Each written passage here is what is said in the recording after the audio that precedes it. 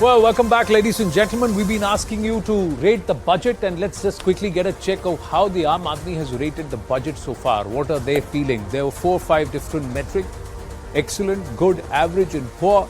So out of that, 43% have rated the budget as excellent, 18% have rated the budget as good, about 14% believe it's an average budget, and 26% say it's a very, very poor budget. If I got my math right, nearly 61% of our respondents have come out and said that this is a good or excellent budget. So they've given it a thumbs up, if not a double thumbs up.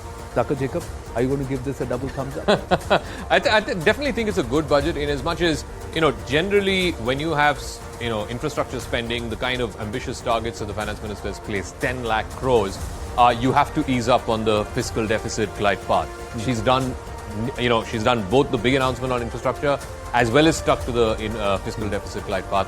I think that challenge, that fiscal tightrope walk, has been quite. There are a lot of smileys. Tuhin Sinha, as we put the smiley and I take my chair. But the Congress and the opposition believe that you're putting the money in the wrong place, in the wrong bucket. Suppose if you were to take a leaf of what he said, you got your priorities mixed up. You're not spending where you need to.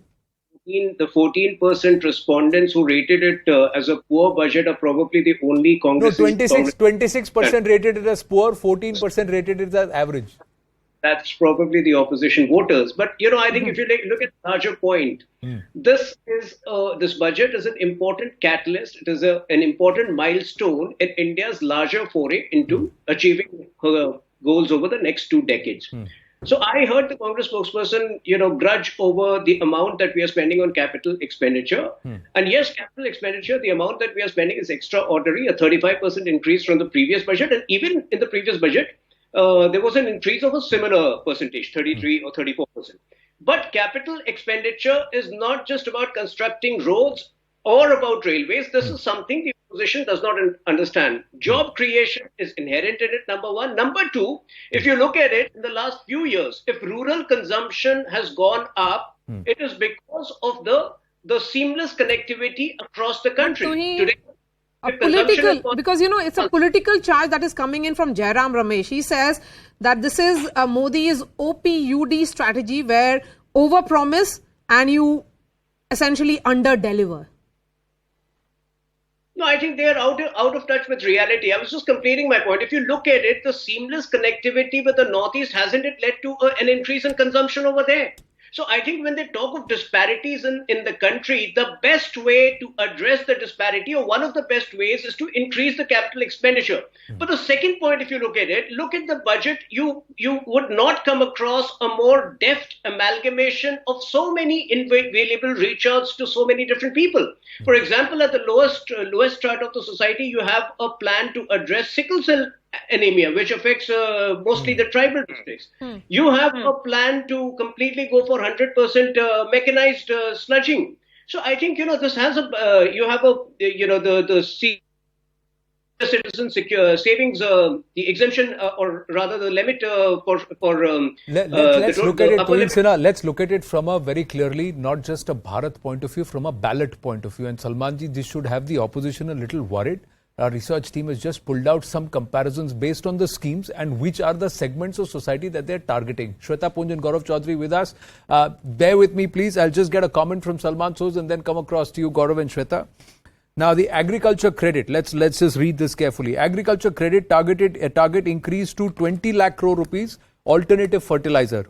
Who's the target? 54.6% of the Indian workforce engaged in agriculture and also allied sector activities. Plus the huge burden of import on fertilizers, you're making local fertilizers. PM Matsya Sampada Yojana targeted investment of 6,000 crore, 2.81 crore fishermen population in India, 9.74 lakh population in pole-bound Karnataka, 8.62 lakh in Telangana, 60 lakh in Bihar, 39 lakh in UP and 32 lakh in West Bengal. Then Vishwakarma Kaushal Samman, PM Vishwakarma Kaushal Samman, estimated 6.8 million artisans in India, majority SC, STs, OBCs and women. And the list is long. Yeah, list is long. Awas Yojana, 50, around at least 50 categories in that Vishwakarma Yojana. PM Awas Yojana, 66% enhancement, 1.7 million homeless residents in 2011 census, mostly from Dalit, tribal and the OBC bloc. 5.3k crore for Upper Bhadra irrigation project, and then there is another allocation for Karnataka. This is again pole-bound Karnataka. Double senior citizen savings scheme deposit limit to 30 lakh rupees. 2011, 60 plus population accounted for 8.6% of the population, accounting for 103 million elderly people. This is 2011. So 2022, clearly that number has gone up. So Salman shows there is some thought behind some of these allegations. Anand, thanks for coming back to me again. Well, if you look at any budget over the last 10, 15, 20 years, in every budget, there is a litany of things that the government does and tries to target different socioeconomic segments. This is not new. Of course, this is the election.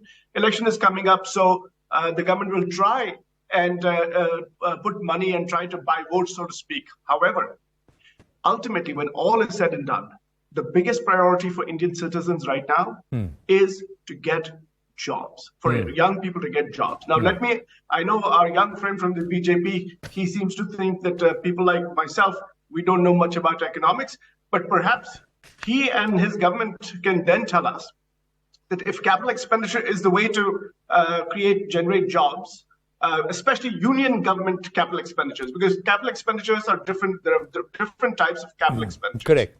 I would like to know from the BJP or the finance minister, how many jobs have been created by capex in the last 5 to 10 Perhaps years? Gaurav can That's answer one. that. Second He will be able to point. answer I know the finance minister and everybody else is making a big deal out of these tax exemptions for what they call middle class taxpayers.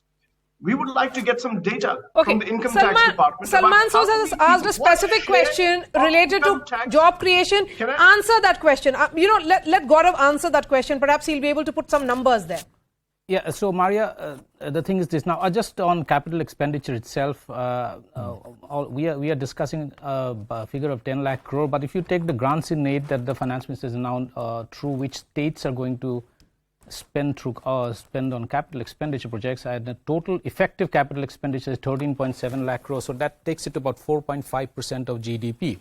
Now, on the specific point whether capital expenditure by the government can actually create jobs, I don't think the government is actually saying that it's going to create jobs, but the emphasis is on crowding in private investment.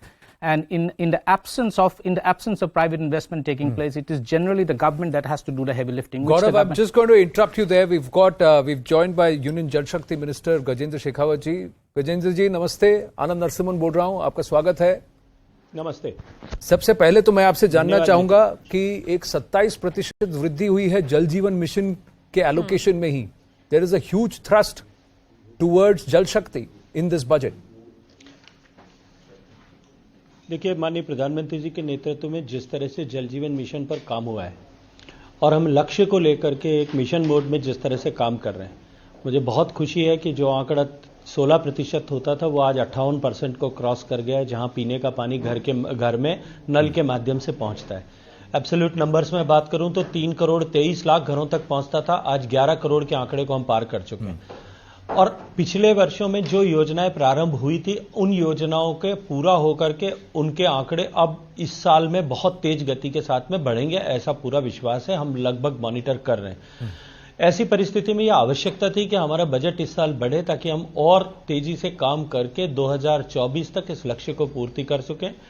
मैं माननीय वित्त मंत्री जी को और आदरणीय प्रधानमंत्री जी को दोनों को इसके लिए धन्यवाद देना चाहता हूं कि उन्होंने हमारे बजट में वृद्धि करके उसको हमें और अधिक धनराशि इस लक्ष्य को, इस मिशन को पूरा करने के पर विपक्ष का एक कटाक्ष है मंत्री जी कि मनरेगा से पैसे कम कर जल जीवन मिशन में डाले गए, इससे लोगों को रूरल एम्प्लॉयमेंट में कैसे वृद्धि होगी, जॉब्स कैसे जनरेट होंगे? देखिए, मुझे लगता है कि दोनों बिल्कुल एब्सोल्युटली डिफरेंट विषय हैं, लेकिन इनमें कोरिलेशन भी है. जहां तक नरेगा का विषय है, नरेगा में जो है, NREGA basically is a demand driven scheme. अगर हम उठा करके देखें तो पिछली साल का रिवाइज एस्टिमेट्स को और इस साल का बजट एस्टिमेट, इन दोनों को उठा करके देखें तो हमें ये जो है कंफ्यूजन समाप्त हो जाएगा. जहां तक रोजगार के सृजन का विषय है, जल जीवन मिशन में जो काम धरातल पर होता है, पाइप आता है, उसके अतिरिक्त टंकी बनती है, ट्रेंचेस खोदे जाते हैं, प्लम्बर्स को रोजगार मिलता है, मैसन्स को रोजगार मिलता है, मजदूरों को रोजगार मिलता है, मशीन ऑपरेटर्स को रोजगार मिलता है. यदि रोजगार की दृष्टि से बात करें तो धरातल पर जितना काम जो है जल जीवन मिशन में होता है उसका लगभग 30-35% पैसा जो है वो मजदूरी के रूप में नीचे जाता है। तो इसलिए यह कहना कि इन दोनों के बीच में कोई कोरिलेशन नहीं है ये तो ठीक नहीं होगा। निश्चित रूप से जल जीवन मिशन से भी रोजगार सृजन होता है। और नरेगा के विषय में मैं सिर्फ इतना कहना चाहता हूं कि जब कोविड की आपदा आई थी हम सब ने देखा था कि 60,000 करोड़ का बजटरी एलोकेशन था, लेकिन आवश्यकता थी, डिमांड हुई तो 1 लाख करोड़ तक दिया गया। मुझे लगता है कि इसको लेकर के अननेसेसरी जो है नॉन इश्यू को इश्यू बनाने की कोशिश की जा रही है। डिमांड अगर होगी, रिक्वायरमेंट होगी तो रिवाइज एस्टिमेट्स में उसको और भी बढ़ाया जा सकता है। गजेंद्र जी, मैं वो जो आप बोल रहे हैं एस्टिमेट इंक्रीज किया गया उसमें बहुत अच्छा एक पॉइंट है that 11 crore households have been provided with drinking water so far up from 3 crore in 2019 और आप लोगों का एस्टिमेटेड टारगेट है 2024 तक लगभग 20 करोड़ हाउसहोल्ड में ड्रिंकिंग वाटर का टैप होगा। This is like a very ambitious plan of the government. Then do you see this almost like a game changer in 2024 for the BJP, your party? 100%। मैं केवल इसको चुनाव के दृष्टिकोण से नहीं देखता और नहीं मुझे टिप्पणी करना चाहिए, बट मैं इतना जरूर कहूंगा कि जो गरीब व्यक्ति, जो महिलाएं जिनके घर में पीने का पानी पहुंचता है, मैं नहीं जानता आप में से कितने लोगों ने वो अभाव देखा होगा कि घर में पीने का पानी नहीं पहुंचता। मैं तो जैसलमेर और मैं जन्म लिया हूं, मैं जानता हूं कि पीने का पानी घर में लाने के लिए एक महिला को जीवन पर्यंत संघर्ष करना पड़ता है। 10-12 साल की उम्र की जब लड़की होती है ना साहब, तब वो मटका रख करके पानी लाना शुरू करती है और उसकी भूमिकाएं घर में बदलती है। छोटी बच्ची से बड़ी बच्ची हो जाती है, बड़ी बेटी से जो है सयानी बेटी हो जाती है, शादी हो जाती है, किसी घर की बहू बन जाती है, बच्चे हो जाते हैं, बच्चों की माँ हो जाती है, बड़ी बहू बन जाती है, बच्चों की शादी हो जाती है तो सास बन जाती है, दादी नानी बन जाती है। लेकिन एक चीज स्थायी रूप से उसके सिर पर रहती थी, वो होता था मटका। और उस मटके को उतारने का दर्द, जो मटका उतारने की जो खुशी होती है और उसके जीवन में जो परिवर्तन आता है, जो इंसेंटिव उसके कारण से उस परिवार में आता है, जो क्वालिटी का पानी मिलने के कारण से उनके परिवार के जीवन में जो परिवर्तन आता है। आप कल्पना करिए कि ऐसा पानी जो ये मां ये जानती है, बेटी ये जानती है कि ये पानी मैं पिला रही हूं अपने परिवार वालों को, अपने पिता को, अपने पति को, अपने बच्चे को, वो पानी पीने से वो हमेशा के लिए उनके जीवन में अक्षमता आ सकती है, लेकिन फिर भी मजबूर है। आज उसके घर में कितना बड़ा परिवर्तन जी बिल्कुल, क्योंकि मैं इसको चुनाव की दृष्टि से नहीं देखता। मैं बिहार से हूं और मैं जानती हूं कि ये बहुत ही एसेंशियल है। बहुत सारे गांव में आज भी पानी की दिक्कत है। मेरा सवाल ये है कि वो जो स्टेट्स जो भाजपा में से वहां पे भाजपा की सरकार नहीं है, वहां पे कितना आप इंप्लीमेंट कर पाएंगे ये स्कीम? क्या रिस्पॉन्स रहा है अभी तक? राजस्थान को ही देखिए बैरिंग 2 या 3 स्टेट्स को मैं छोड़ दूं, जिसमें राजस्थान मेरा स्टेट भी एक है, छत्तीसगढ़ एक स्टेट है, झारखंड एक स्टेट है, जहां तीनों जगह भारतीय जनता पार्टी की सरकार नहीं होने के बावजूद भी वहां काम नहीं हो पा रहा है। कम गति में, विकास की गति में पीछे हैं। लेकिन अगर भारतीय जनता पार्टी स्टेट्स में भी, कुछ स्टेट्स में अभी काम की जिस तरह की गति होनी चाहिए उतना नहीं पकड़ पाया है। लेकिन ओवरऑल अगर मैं मैक्रो पिक्चर देश भर की देखता हूं तो देश में बहुत सारे प्रदेशों ने, बिहार में तो भारतीय जनता पार्टी की सरकार नहीं थी, तेलंगाना में भारतीय जनता पार्टी की सरकार नहीं थी, लेकिन उन स्टेट्स ने 100% को अचीव किया है। इसलिए जितना मैं इसको जिस तरह से डे टू डे बेसिस पर हम मॉनिटर करते हैं, टेक्नोलॉजी के आधार पर भी करते हैं, फिजिकली भी करते हैं, मैं जो है उसका अलग अलग लेवल्स पर मंथली, वीकली, क्वार्टरली और मुख्यमंत्रियों के साथ में रिव्यू करते हैं। मुझे पूरा विश्वास है कि 2024 तक हम इस लक्ष्य को 100% पूरा कर पाएंगे। गजेंद्र जी, अंतिम प्रश्न, कहीं ना कहीं जितना भी सरकार प्रपोज करे, स्टेट गवर्नमेंट्स, राज्य सरकारें अगर साथ ना दें तो फिर आप नहीं इंप्लीमेंट कर पाएंगे। कहीं ना कहीं ये जाकर चुनावी मुद्दा तो नहीं बन जाएगा कि अगर वेलफेयर पहुंचता है तो फिर आपको लाभ होगा, तो इसको ब्लॉक किया जाए ताकि आरोप प्रत्यारोप में फिर दोषारोपण आपके ऊपर हो? आपको लगता है ये बड़ी चुनौती होगी? देखिए, जब स्कीम शुरू हुई थी तब स्कीम को हमें ऊपर से पुश करना पड़ता है।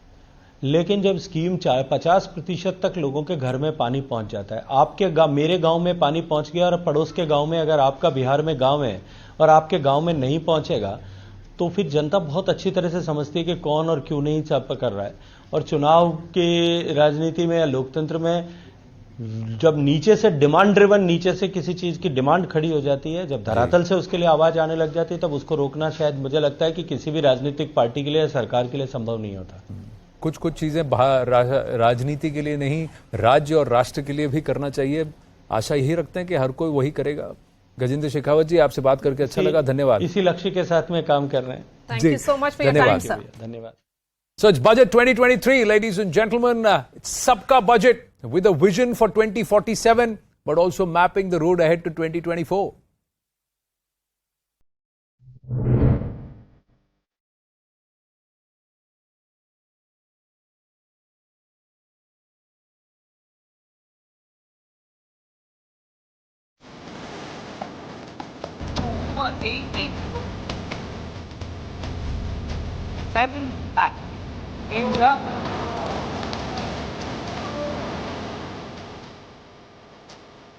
This budget hopes to build on the foundation laid in the previous budget and the blueprint drawn for India at 100.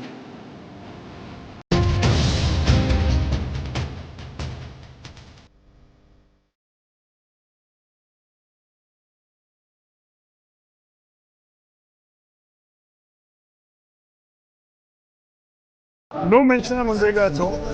We have severe demands in the rural areas for employment. Unemployment in the country is at a very, very great high. Where she talks about unemployment at all. नील बट्टा सन्नाटा है। बिहार को फिर से ठगा गया। कुछ भी नहीं मिला बिहार को। बजट वही है जो पिछले 8-9 साल से आ रहा है। आवाम को फायदा देने के बजाय जो वेलफेयर स्कीम्स हैं उनको खत्म किया जा रहा है, सब्सिडीज को खत्म किया जा रहा है।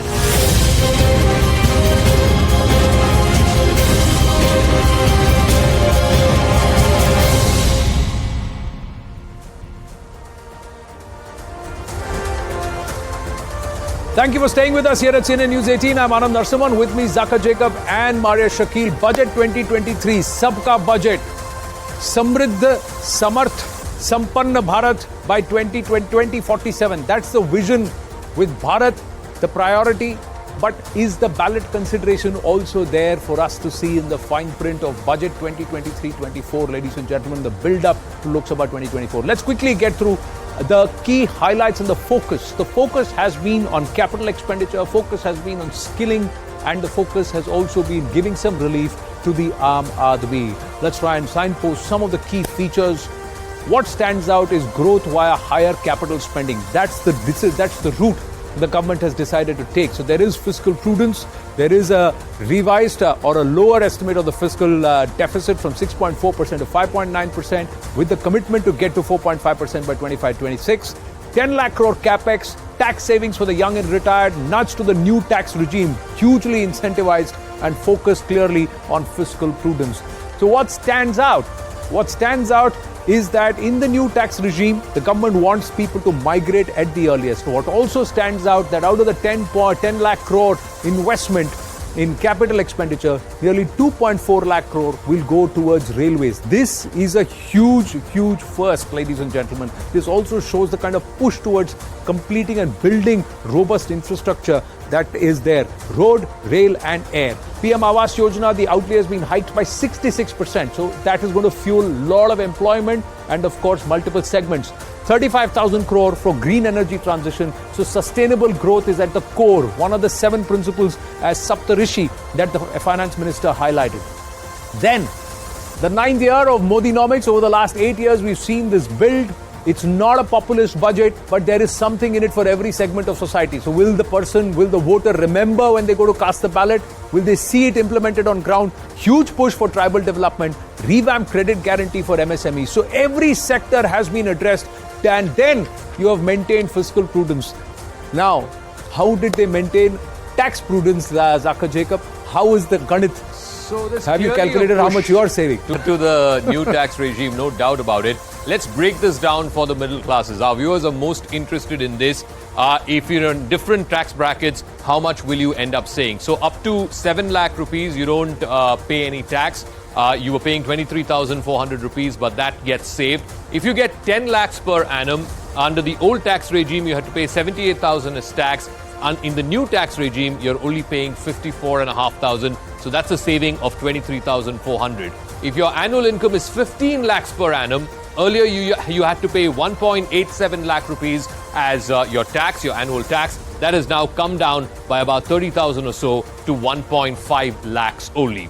If you had a 50 lakh income per annum, earlier you were paying just a shade under 13 lakh rupees as income tax annually. That has again come down by about 50,000. In fact, 54,000 rupees is what you will save if you have an annual income of 50 lakh rupees. And if you're like Anand and Maria, if you have a 1 crore annual income, you save about 60,000 rupees. You end up in the old tax regime, you would pay 31.32 lakh rupees as tax. In the new tax regime that was announced today, as per the new slabs, you will pay 30.72 lakh rupees. So a saving of about 60,000 rupees if you're in the top earning bracket. The top 3 or 4 stacks show what we earn. His income slab is not mentioned in the graphic. But what we want to do is clock it and then also push it out on all our social media platforms, because this is something that everybody is going to see कि मुझे कितना मिलेगा. Maria. Okay, now joining me are the 2 political heavyweights of Indian politics. Jay Panda, BJP National Vice President, is joining me, and I can see Dr. Shashi Tharoor, Congress MP. Really appreciate your time. Dr. Tharoor, you have been demanding that the education budget be hiked. The Congress says defense budget should have been hiked and the health expenditure should have been hiked as well. So the good news for you is that the defense budget has been hiked by 6%, education by 13% and health by 15%. So will you compliment Nirmala Sitharaman today? Oh, listen, as far as the capital outlay in defense is concerned, the hike is somewhat less than you've suggested. In fact, it doesn't take into account inflation. But when it comes to health and education, yes, I'm reasonably happy with the allocations. I might add, however, as Mr. Chidambaram pointed out in the Congress press conference, part of the difficulty with this government is there is a gap between allocations and actual expenditure. We've been hearing a lot about capital expenditure. We heard Zaka talking about how it's a capex budget. The truth is that last year, they also had increased capex allocations, but they spent 22,000 crores less than they allocated. So will they be able to spend the money they're planning to extend to allocate more? We don't know. Ultimately, drawing up targets and announcing objectives is one thing, fulfilling them is another. And the government's track record over the last 8 or 9 years in fulfilling the announced goals has been less than desirable. Okay, Mr. Panda, your opening statement here. The charge coming from the Congress and other political opponents of yours is that you overpromise and underdeliver. First of all, I would like to thank Shashi for his graciousness in acknowledging at least some parts of the budget, which he appreciates. But let me counter some of the other aspects. This is a massive gear shift forward, because if you see on the infrastructure front, 33% rise to 10 lakh crores is just mammoth. And you know, this actually is a tripling over last 3 years, because 3 years ago, the capex budget for infrastructure was 3.5 lakh crores. Then it went up to 5.5 lakh crores, and it went up to 7.5 lakh crores last year. And now that's gone up to 10 lakh crores. And the reality is that we have proven, the Modi government has proven implementation in all of this. If you compare to the budgetary estimate and the actual implementation, we've achieved very close to what was committed, very, very minor shortcomings that Shashi is talking about. So there is a track record of not only promising, but also implementing. Okay, You've seen the same thing in railways, okay, and this year sees the largest allocation for railways ever, yes, and so on and so forth. Yes, Jay Panda, one charge, of course, is that you haven't really put out a roadmap for employment generation and employment creation. You know, increasing outlay in various sector may be appropriate and the way forward, but what about Naukri? You know, employment comes from these outlays and from the implementation of the outlays.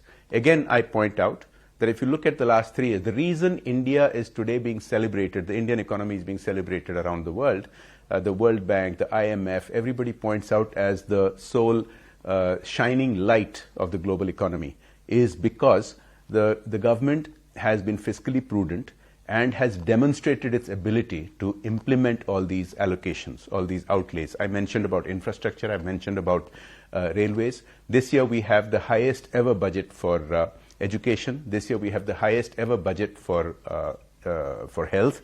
Now, this is how jobs get created. And jobs don't get created by just giving handouts. And if you look at the data coming out over the past several months, this is getting vindicated. You're getting jobs figures that are notching up more than 1 million jobs a month, which has always been the target for India.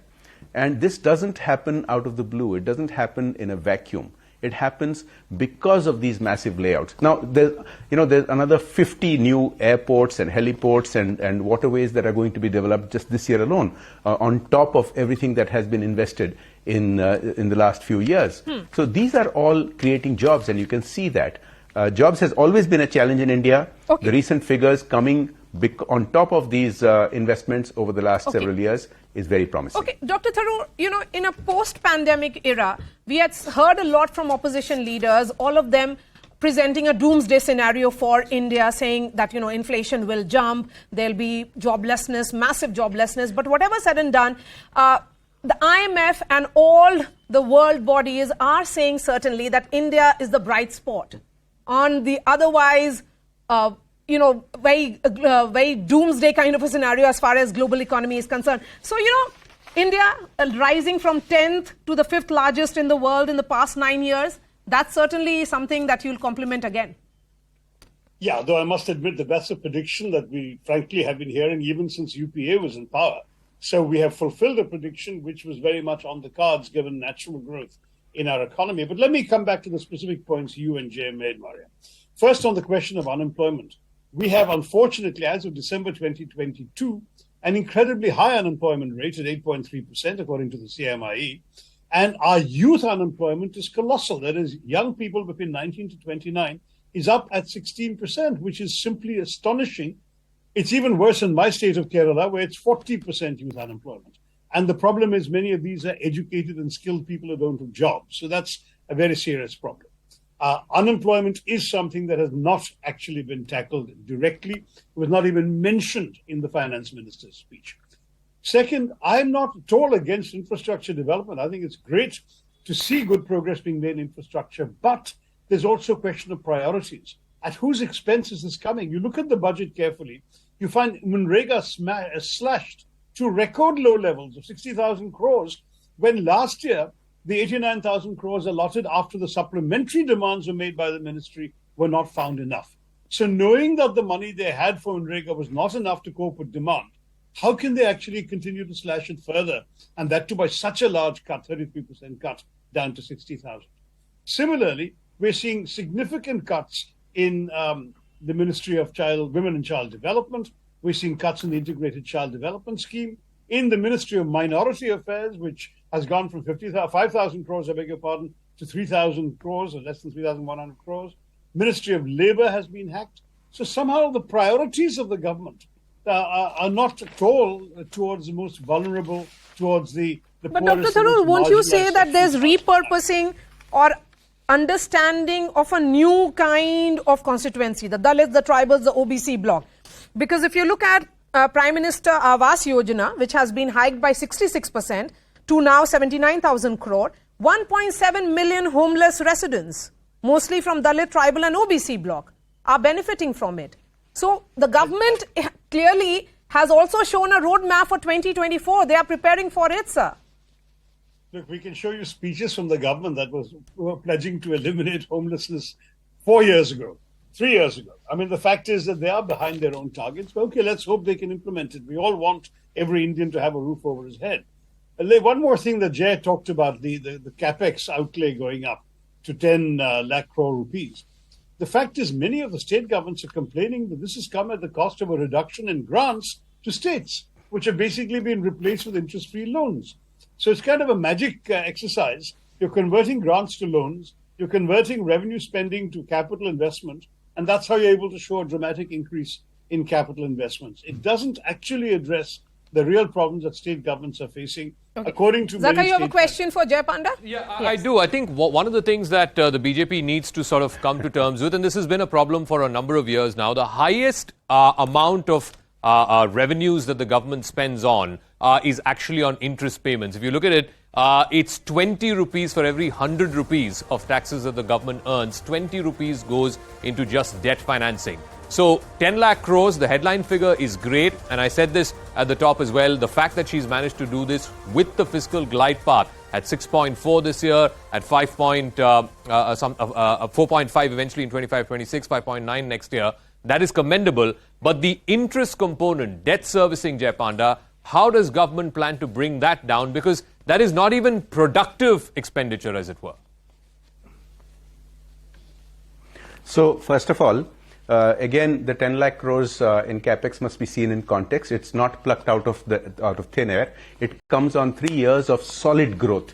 3.5 lakh crores 3 years ago, 5.5 lakh crores 2 years ago, 7.5 lakh crores this current year. And so it is a demonstration of actual ability to implement. Now, as far as interest servicing, you will recognize that considering what the world economy has gone through post-pandemic, most countries' economies are in a fiscal catastrophe. You've seen the situation of countries in our own neighborhood, but that's also the same thing in developed economies around the world. Mm-hmm. So considering all of that, I think the government has done a very good job of fiscal management. I would also like to address something else. You know, Shashi has a pet peeve about Manrega, and he brings it up every year. I want to try and put an end to this. As everybody is aware, Manrega is a demand-driven program. Exactly. And the demand for it will be met.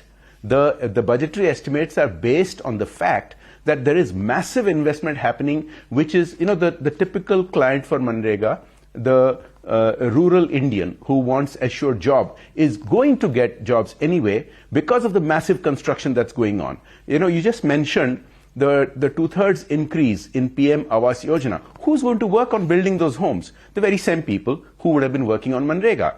Now, similarly, when people quib about, let's say, the health budget, for instance, they take it out of context. They don't take into account the 137 new nursing colleges that are going to be put up this year alone. Now, just think about that. 137 new nursing colleges is massive.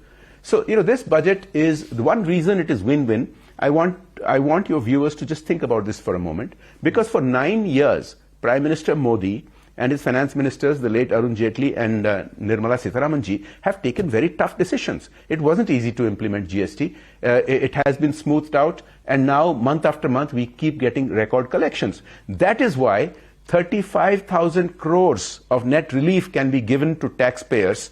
Yes. The middle class is exultant because this is possible. So we have the fastest growing economy. We have the best managed fisc. We have inflation far better under control than almost every other country, and yet the economy is able to afford tax relief for Indian taxpayers. I think that's something that we ought to cheer about. Okay. So could I just offer yes, Dr. Tharoor. To what Jay just said.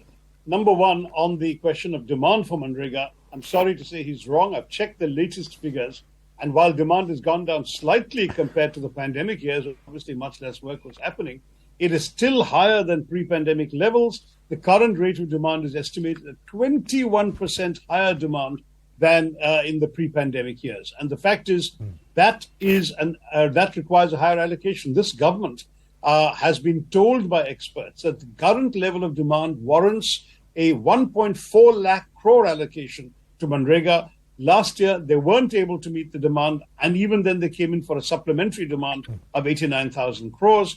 This year, mysteriously, they have slashed that to 60,000 when the need was for more, not for less. So that's on the actual numbers of Manrega. Secondly, on the question of interest payments, Jay glossed over the very frank question you asked him. The news is even worse than what you asked, because the truth is interest rates are going up worldwide. It's not just our problem, it's everyone's problem, conceded. But as interest rates go up, the percentage of resources that are being wasted, the 20 out of 100 rupees that you mentioned, is likely to increase further. And particularly with outstanding loans that we have no intention of paying back. And don't forget that even the capex money we're talking about is money that is going for the most part as interest-free loans to states rather than as grants to states. So there are some real issues with these numbers here. I don't think we should have the eyes of the audience glazing over with too many numbers, but the fact is that these numbers are not quite what my good friend Jay is touting them out. Okay, a final word from you, Jay Panda, and then we end this discussion. Well, this government has shown the true spirit of cooperative federalism because pursuant to Finance Commission recommendations, the states get a much larger share of the revenue pie in the last few years. So you can't have more of the pie going to the states and also have more grants from the center. But what the center has done, from this 10 lakh crores, 1,30,000 crores is going as 50-year interest-free loans to the states. You can't really have it better than that. And these are all for great projects. These are for building housing for policemen and women. These are for building other facilities. Now, there was earlier mentioned by Shashi about minorities and other groups of people. The reality is the Sabka Saath, Sabka Vikas philosophy that the Prime Minister has been implementing through his government can be seen. Right. You know, the 9 crore households who have got drinking water doesn't discriminate against any section of society. Everybody gets it. The 2.2 lakh crores that have been transferred digitally to farmers doesn't discriminate against farmers of any section of society. Everybody gets it. I can go on and on. So the all-inclusive attitude of this government has seen all sections of society taken forward. Extreme poverty has fallen below 1%. Now, these are things that the world is celebrating. I think we in India, including our opposition members, ought to celebrate. All right. Dr. Shashi Tharoor and Jay Pandey, always a pleasure to have you on my shows, and for this big budget face-off, thank you so much. Of course, this will be discussed threadbare when the discussion is held on the budget. And Anand, yes, thank you very much. But even as the politics continues, charge versus countercharge continues. There is the vision for Bharat, but there is populism. There is a certain level of eyes on the ball, that is ballot, ladies and gentlemen. Why, we tell you, look at the broad spectrum of all that's been encompassed in this budget, and if you tabulate that or compare that with the voter base or the kind of audience that we're looking at, these are critical vote bases, not just for Lok Sabha 2024, but also for the 9 states that are going to go to the ballot between now and Lok Sabha 2024. So, announcement, agriculture credit target hiked to about 20 lakh crore. The voters, 54.6% of the workforce in agriculture and allied sectors. So clearly the thrust is there. When they see real benefit to them, will they remember when they go to cast the vote? Ballot has paid dividends, this development-driven narrative for the Prime Minister and his team, and they're continuing on that path.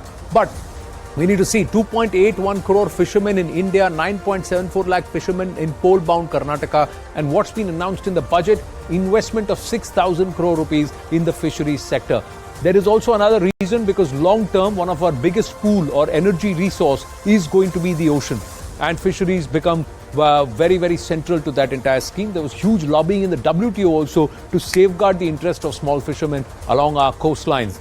Then, if you look at the, let's move on to the next one. Beyond the fishermen, there is also the other sectors that have been looked at. If you look at fishermen, then there are 8.6 lakh fishermen in pole-bound Telangana, just like there were nearly 8 lakh fishermen in pole-bound Karnataka, 60 lakh fishermen in Bihar. There are 39 lakh fishermen in Uttar Pradesh. So all these states, critical base, 32 lakh fishermen in West Bengal. So if their interests are protected via the budget, then will that also give a certain level of poll narrative and arsenal for the BJP when they go to seek their votes? You've got to decide that. Now look at this. The announcement, Vishwakarma Kaushal Samman to boost traditional artisans. This is a huge list of nearly 50 different castes, subcastes, largely from the OBC and backward caste. 6.8 million artisans in India. Majority are SC, ST, OBCs, and of course across the spectrum, women largely. Then 1.7 million homeless, mostly from Dalit, tribal and the OBC bloc. They get benefits of the PM Awas Yojana that's been enhanced to over 79,000 crore because it's reaped big dividends for them. We saw it in the Uttar Pradesh elections. Many of the beneficiaries of PMAY came back and cast the ballot for Modi and Yogi. 53,500 crore Upper Bhadra irrigation project once again focuses on farmer welfare in pole-bound Karnataka. Will this translate into the cadre using it on ground? They should. If they don't, then then beyond the welfare aspect, there is no benefit for the party politically. Senior citizen deposit scheme limit raised to 30 lakhs, 60 plus population stands at 103 million. Now, these are some of the salient features. Along with the Saptarishi pillar and the vision for 2047, there is clearly the blueprint of the road to 2024 and getting voted back into power. This is what the Finance Minister said in Parliament. I propose to increase the rebate limit to 7 lakh in the new tax regime, the new personal income tax regime, with 6 income slabs starting from 2.5 lakh. I propose to change the tax structure in this regime by reducing the number of slabs to 5 and increasing the tax exemption limit to 3 lakhs. The new tax rates are 0 to 3 lakh, nil. 3 to 6 lakhs, 5%. 6 to 9 lakhs, 10%. 9 to 12 lakh, 15%. 12 to 15 lakhs, 20%. And above 15 lakhs, 30%. Mahila Samman Savings Certificate will be made available for a 2-year period up to March 2025. This will offer deposit facility up to 2 lakh in the name of a woman or girls for a tenure of 2 years at fixed interest rate of 7.5% with partial withdrawal option. The maximum deposit limit for senior citizen savings scheme will be enhanced from 15 lakh to 30 lakhs of rupees. The maximum deposit limit for monthly income account scheme will be enhanced from 4.5 lakh to 9 lakh for single account and from 9 lakh to 15 lakh for joint account. Pradhan Mantri Kaushal Vikas Yojana 4.0 will be launched to skill lakhs of youth within the next 3 years. On-job training, industry partnership, and alignment of courses with needs of industry will be emphasized. Gurcharan Das, senior economist, and Gaurav Chaudhary, consulting editor of Network 18, is joining us. Gurcharan Das, I'm sure you would have seen several budgets before election, before the ballot. What makes this budget different from the rest? Well, you know, I had 3 fears, and this budget allayed all the 3 fears. My first fear was this was a pre-election budget, and so it would be full of reveries. And I'm happy to say that it is not a populist budget. It is really continuing the trend of the last 3 budgets. This is the second fear that I had was that it would, given the volatility in the world, given the headwinds from the world, that we had to be prudent, fiscally prudent. And I had said that if she can keep the 6.4 deficit figure, fiscal deficit figure, we would be fine. But actually she's done better. She has targeted a fiscal deficit of 5.9%. And that's prudence.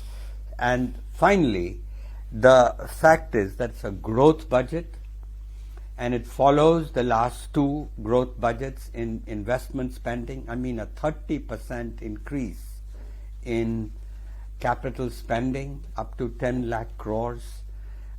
This, we forget that the best critics have said that, oh, but what about the poor? This is an anti-poor budget. But the only sustainable way out of poverty is jobs. Correct. And infrastructure spending. Capital spending by the state is the best way to achieve it, because it crowds in private investment, and it creates jobs.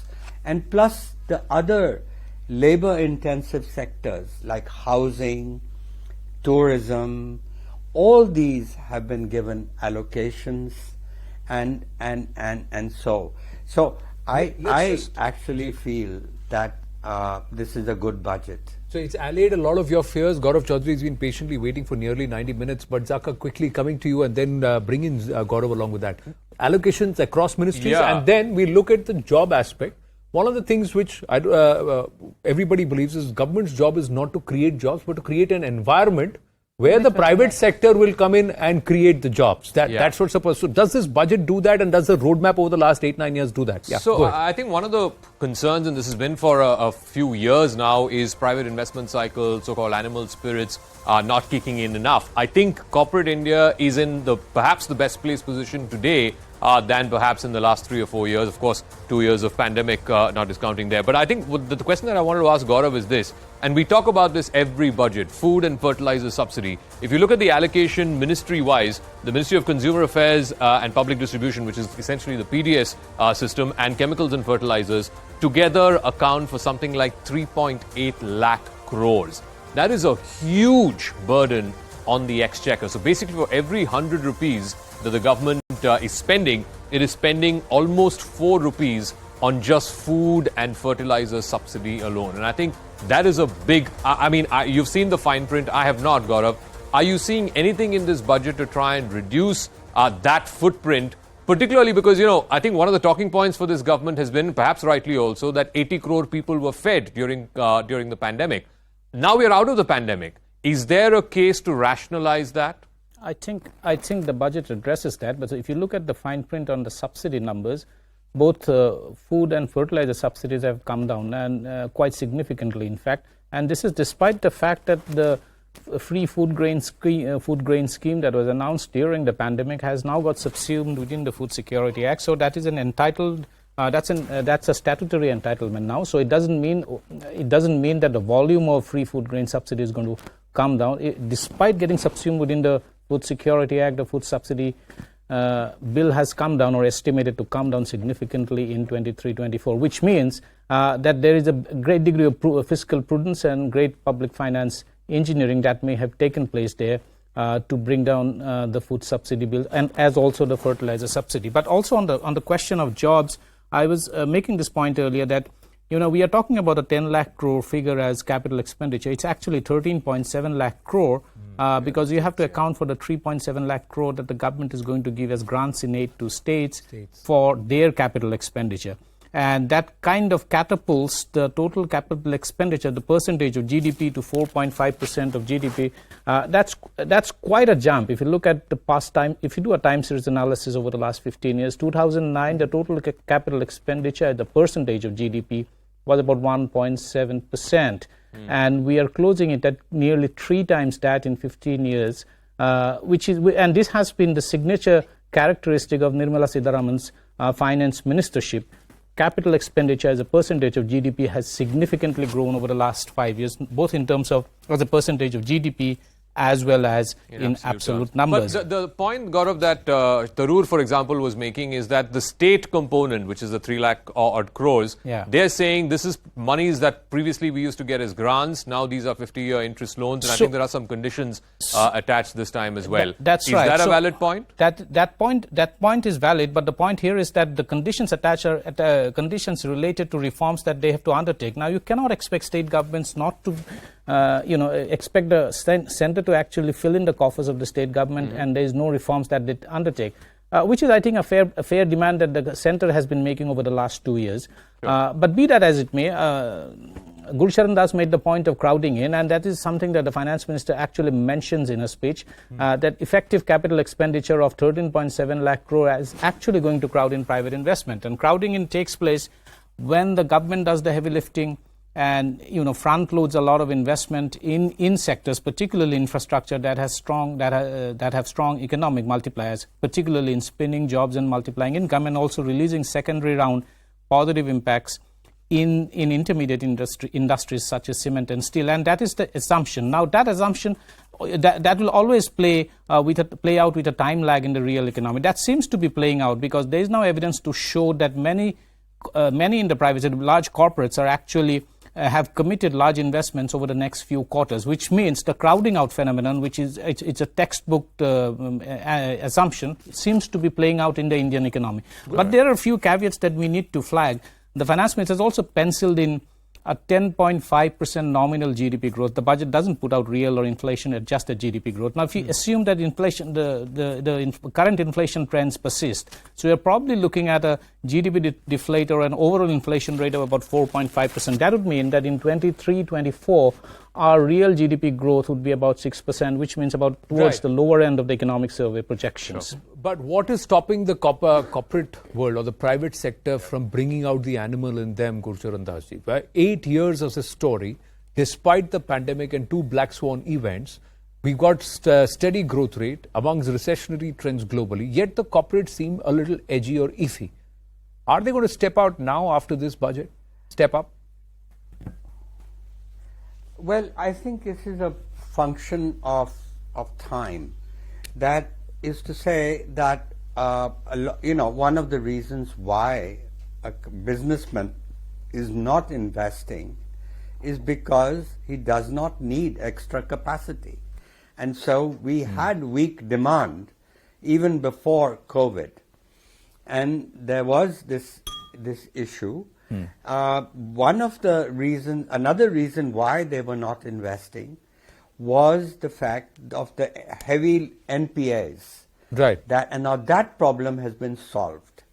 That the banks, the twin balance sheet problem, that we've been dogged with that for a decade almost. Yeah. And I think that problem now is behind us. So actually now the conditions, it's hard for me to say why they were not investing overall, but this morning to hear some of the people from CII and all saying, well, this is the moment for businessmen to invest, the animal spirits to flow. And demand is picking up. Quite a lot of them, Gurcharanji, with due respect, quite a lot of them said the same thing. It's like deja vu for me, because last year also we heard similar tones coming in from the industry, but did it actually translate on ground? Did it actually translate, or is Gaurav Chaudhary till the time the government is able to push through with labour reforms and also push through with the agri reforms? These are the 2 blocks where they've not yet been able to push through. Ji, Gurcharanji and then Gaurav. Yeah, no, this is a very good point. Yeah, very quickly. This is a very good point you're making.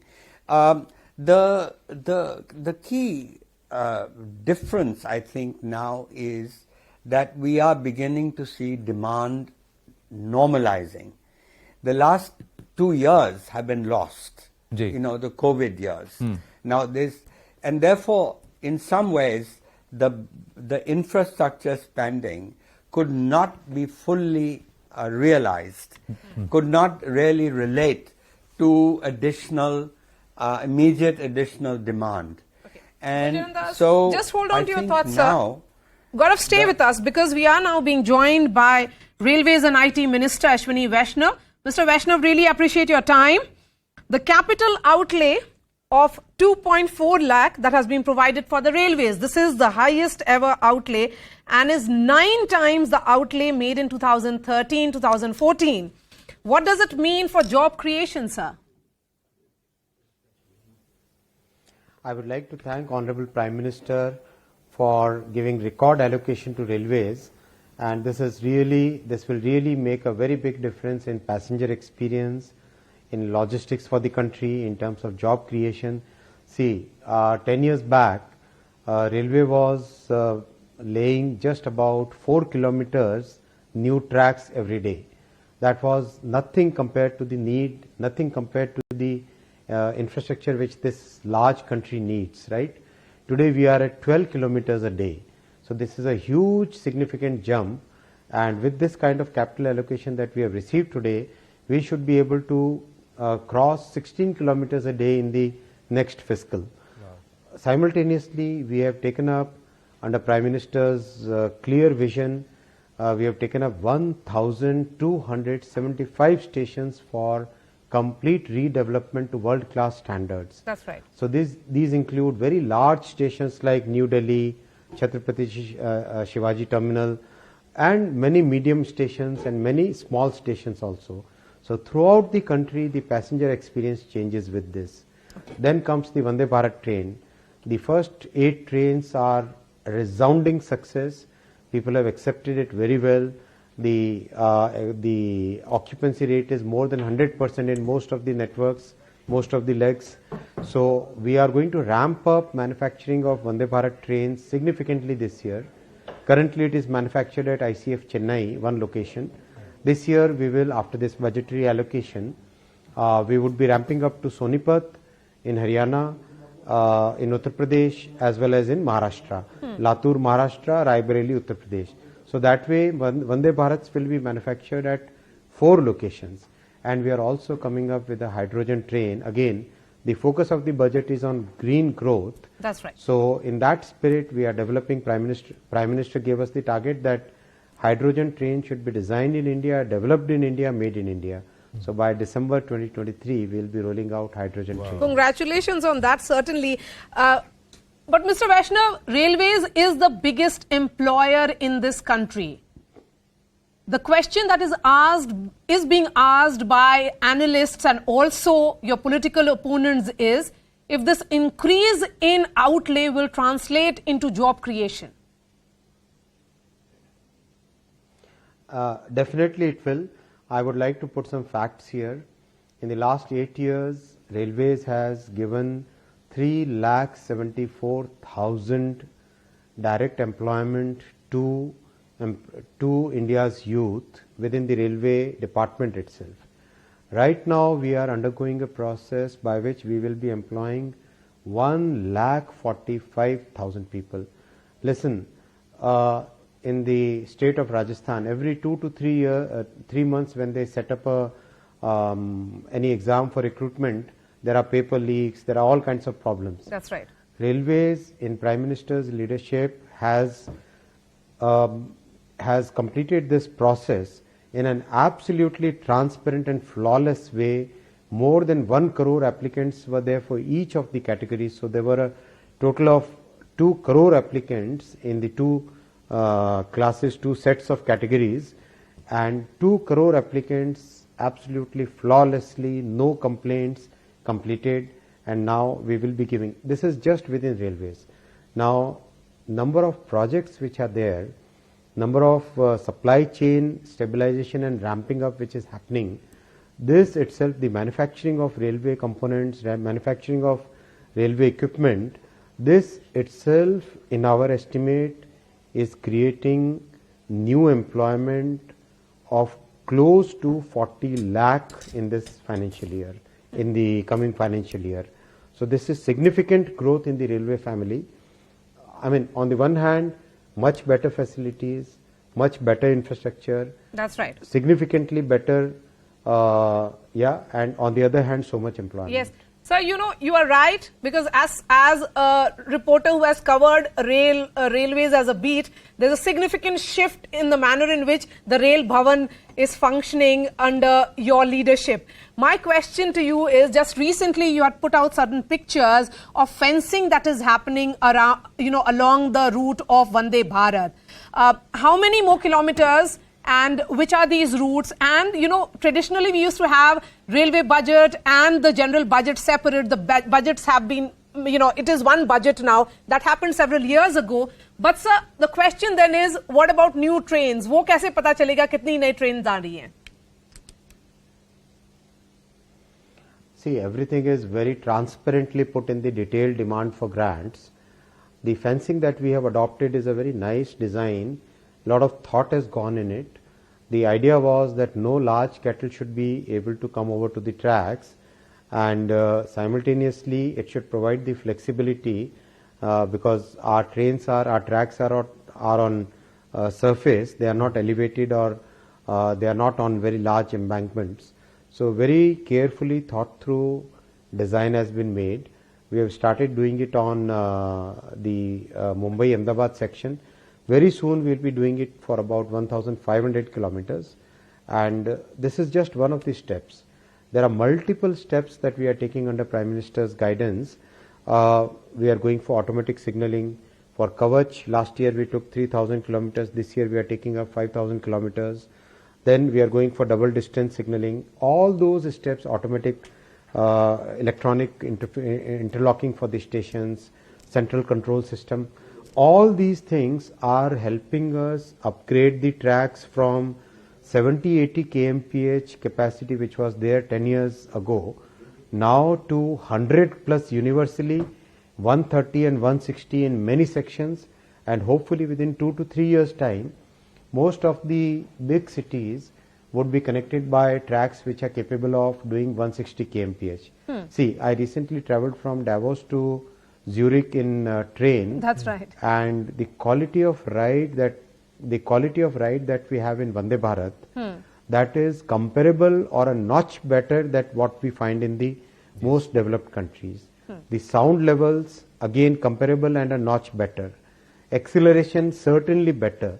So today we have used India's talent and the Prime Minister's clear guidance, India's talent to develop world-class manufacturing, and over a period of next 3 years, we should be looking at railways as a major exporter of technology and products. My last question to you, Mr. Vaishnav. Last time around, we heard a lot about PPP, that even in the development of railway stations, there would be some private players that will be brought in. What has been the response like? Because if we look at the 7 priorities of this budget, or Saptarishi, the focus certainly is on investment as well. See, railways is a very complex organization. There are a lot of interplay between signaling system, the train control system, the stations, the tracks, the electrical system, then the rolling stock itself. It's very, very, very, very complex. And all over the world, railways are practically run by governments only. Even if there are some places companies have been created, but those companies are basically like government companies or extension of government organizations. That is the same case here, and also we have a very large social obligation. On passenger travel alone, we give 51,000 crore of subsidy. Then fertilizer is subsidized. Then food grain movement is subsidized. Salt is subsidized. Practically a large number of activities are subsidized. So all those social obligations are not really amenable to PPP mode, and as a policy decision, government has taken a very clear decision that railways is not going to be privatized. All right. Thank you so much for your time, Ashwini Vaishnav, Railways and IT Minister, giving his thought on this outlay being increased, the highest ever. That is the big number that is coming for the Indian Railways.